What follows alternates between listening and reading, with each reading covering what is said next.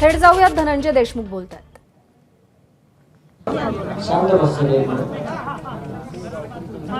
माझं पोलीस प्रशासनाला इथून बोलणं चालू करतो. ज्या दिवशी आरोपी सरेंडर होतो त्या दिवशी 25-30 गाड्या कोर्टात येतात, कोर्टात धिंगाणा होतो. ही जर गोष्ट सर्वसामान्य माणसाने केली कोर्टात तर काय केलं असतं? प्रसार माध्यमाने हे उत्तर लिहून घ्या, ते मला उत्तर द्या. काय झालं असतं?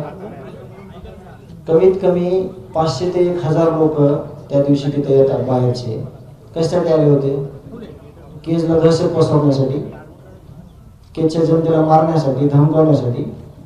कशासाठी आले होते? तुम्ही त्याच्यातले 100 तरी का ताब्यात नाही घेतले? त्यांची का चौकशी नाही केली? तुम्ही कशासाठी आले? तुमचं इथं काम काय? कोर्टाने काय कारवाई केली?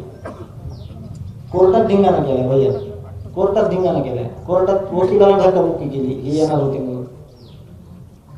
अशा प्रत्येक गोष्टी ज्या दिवशी गाडीचा शोध लागला, गाडी सापडली, त्याच्यात चिठ्ठी सापडली, त्याच्यात संतोष देशमुखच्या नावाला आळं केलं होतं, खालचे 3 नाव होते, हे इन्व्हेस्टिगेशन मध्ये यांनी कुठंच घेतलं नाही. 50च्या वर यांनी जे आमच्याकडे पुरावे आहेत आम्ही देतो असा एकही घेतला नाही पुरावा. इतकी गडबड काय झाली होती की CID कडे सगळा तपास द्यायला. DYSP ऑफिसनं सगळ्या लोकांकडे प्रॉपर कुणाकडेच काही काम दिलं नाही. जी कुमार साहेबाची टीम होती त्या टीमच्या प्रत्येक सदस्याला त्याच्यामध्ये इन्व्हॉल्व करून घ्यायला पाहिजे होतं, कारण त्यांचं खूप नाव मोठं होतं. त्यांचं काम सगळ्या जिल्ह्याला माहिती, जिल्ह्याच्या बाहेर पण माहिती. त्यांच्या टीमला ठराविक 1-2 लोक सोडले तर काम दिलं गेलं नाही, का तर प्रॉपर सगळी इन्व्हेस्टिगेशन समोर येईल. ठीक आहे, तपास तुम्ही दिला त्यांच्याकडे, CID कडे. देशमुख कुटुंबियाला सांगितलं का काय तपास झालाय? किंवा नाही सांगू द्या आम्हाला काही विचारलं का? कुटुंबात पहिले काय झालं होतं का? ते काय बोलले होते का तुम्हाला? त्यांना कुणी धमकी दिली होती का? म्हणजे आम्ही इथं दुःखात आहेत, आम्हाला तुम्ही सांत्वन द्याय करायला यायलात, न्याय मागायला यायलात. ह्यांना त्याच्यावर केसेस करायला टाइम भेटला. माझं काय चुकतंय हे ते सांगायला प्रयत्न केला, पण हे प्रॉपर तपास कुठंच झाला नाही. हे असंच तपास कुठं जरी केला तरी कच्ची शिदोरी घेऊन काहीच होणार नाही ना. बेस कुठं आहे? सोडून द्या. 28 मेचे FIR सोडून द्या. 6 तारखेला काय घडलं? 6 तारखेला पवन चक्कीवर कोणते कोणते सरपंच आले? त्यांना कुणाकुणाचा फोन आला? अट्रॉसिटीची केस का नाही घेतली? दुपारी 1 ते संध्याकाळी 2 वाजेपर्यंत तो दलित बांधवांचा बसून होता, पाया पडत होता महाजन साहेबांच्या. ती केस घेतली नाही. प्रसार माध्यमाने ह्या गोष्टी मेन्शन करून आज तुम्ही सगळ्यांना दाखवा. भावाचा जीव 100% राहिला असता आमच्या जर ह्यांनी जाती त्यावेळेस 12 तारखेला अट्रॉसिटीची केस घेतली. का घेतली? खोटी होती का? कशामुळे घेतली? दबावामुळे घेतली का? CCTV फुटेज आहेत आमच्याकडे, आमच्या गावाकडे. आमच्या दलित बांधवाला ह्यांनी कशा पद्धतीने मारलं? काट्याने मारलं त्याला. ती केस 12 तारखेला घेतली. खंडणीची केस मे महिन्यातली आत्ता घेतली. तुम्ही जाती त्यावेळेस काम केलं असतं तर ही गुन्हेगारी वाढली असती का? त्यांना पूर्णपणे अभय आहे. आता सुद्धा थोडं शांत आहेत ते. एखादी गोष्ट होऊ द्या, यांच्याकडून चुकू द्या, बघा हे कशी फोपावतील लगेच. आणि आमचा नव्हे तर आमच्या गावाचा भैया कुठलाही ह्या लोकांसोबत आम्ही कशाची शपथ घेऊन सांगतो, आमचा कधीच संबंध आला नाही. प्लॅन्ट आलाय तर आम्ही म्हणतो 4-5 पोरं कामाला लावा आणि आखी यंत्रणा बाहेरची तिथं. जर ह्या कंपनीवाल्यांना पण जर गावाला विचारात घेऊन सगळ्याला काम दिलं असतं तर त्यांना पण नरड्याला सुरी लावायला ते. त्यांची तरी बिचाऱ्यांची काय चूक आहे? माणसं आहेत ना ते. त्यांचं अपहरण केलेलं आहे. त्या बिचाऱ्यांना तरी म्हणजे इतका जीव स्वस्त आहे का त्यांचा तरी? त्याच्यामुळं सगळ्या एजन्सी त्यांच्याच. कोणी येणार नाही, काय नाही. कोणी सरपंचाचं नाव सुद्धा कधी घेतलं नाही की का आता माहीत होईल, ही गोष्ट माहीत होईल यांना. आता इथं मेन विषय, भावाचा जीव गेलाय, हत्या केली. जर कुणी न्याय मागताना जर तुम्ही न्याय मागणाऱ्या माणसावर जर कारवाई करीत असला तर माझा सवाल आहे सगळ्यांना, न्याय आम्ही पण मागत नाही, थांबतो.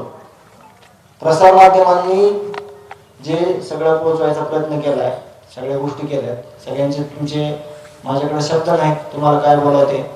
पण ज्या लोकांनी इथे येऊन आम्हाला न्यायाच्या भूमिकेमध्ये तुम्ही वारंवार एक प्रश्न विचारताय की ह्या गोष्टीचं कुठं राजकारण होतंय का, तर गोविंद भाऊ विचारपूर्वक सांगतो, मी इथं येणारा प्रत्येक माणूस आहे ते संतोष देशमुख एक माणूस ह्या नात्याने इथं येतो, न्याय मागतोय. ह्याच्यात आतापर्यंत कोणीही राजकारण केलं नाही आणि करणारही नाही. हे मी तुम्हाला जिम्मेदारीपूर्वक सांगतोय, माझे अनुभव सांगतोय. प्रत्येक माणूस रोज 35 दिवसापासून संतोष देशमुख व्यतिरिक्त काहीच करत नाही. त्या माणसाला न्याय कसा भेटेल. आणि तुम्ही याच्या अगोदर जे सगळे रेकॉर्ड काढा केस पोलीस स्टेशनचे, चिल्लर गोष्टीचं स्टेटस ठेवलं तर 5 दिवस मध्ये नावासकट मी यादी देतो. आणि आता हे प्रकरण घडल्यापासून सुद्धा खूप चुकीच्या पद्धतीच्या पोस्ट येतात कुणाच्या पण विरोधात, त्याच्यावर कारवाई का नाही केली?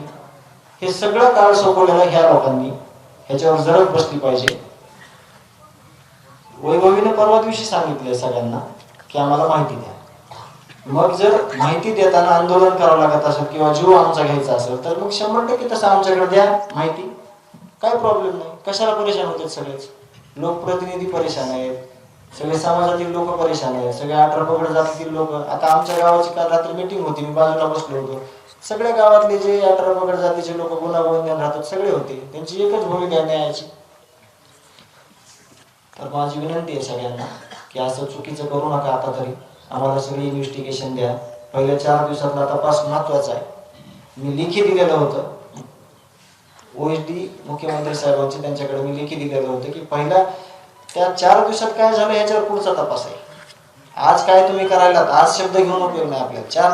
त्या 4 दिवसामध्ये प्रॉपर काय तपास झालाय ते आपल्याला कळणं महत्वाचं आहे.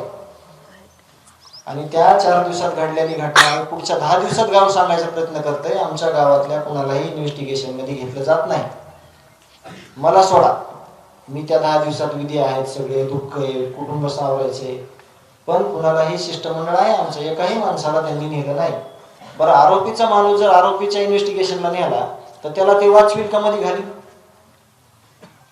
4 वेळेस त्याला बोलवलं तर ते कच्चे डोळे जे आहेत ते सांगाल का? आम्हाला विचारा ना तुम्ही. मी सांगतोय ना पहिल्या दिवसापासून की काय, कारण न्याय मागायचा ना आपल्याला. आपली मागणी काय आहे? दुसरी प्रसार माध्यमांनी म्हणावं की न्यायाच्या व्यतिरिक्त काही देशमुख कुटुंबियाची, गावाची, समाजाची मागणी आहे का भाऊ? काय काम दुसरं? पण आज तुमचं काय चर्चा झाली प्रशासनासोबत आणि तुम्ही समाधानी आहात? आज समाधानाचा तर विषय संपलेला आहे. मी समाधान व्यक्त आतापर्यंत केलं नाही. फक्त मी म्हणायचो की तुम्हाला की इन्व्हेस्टिगेशन चालू आहे, तपास चालू आहे, चांगल्या पद्धतीने चालू आहे. पण ज्यावेळेस कळलं आम्हाला कुठंतरी कुणाला तरी सोडलं चाललंय, कुणाला तरी पकडलं चाललंय, संवेदनशील पोरग आहे म्हणून त्याचा गैरफायदा घेतला चाललाय, त्यावेळेस मी हा निर्णय घेतला, सांगून घेतला.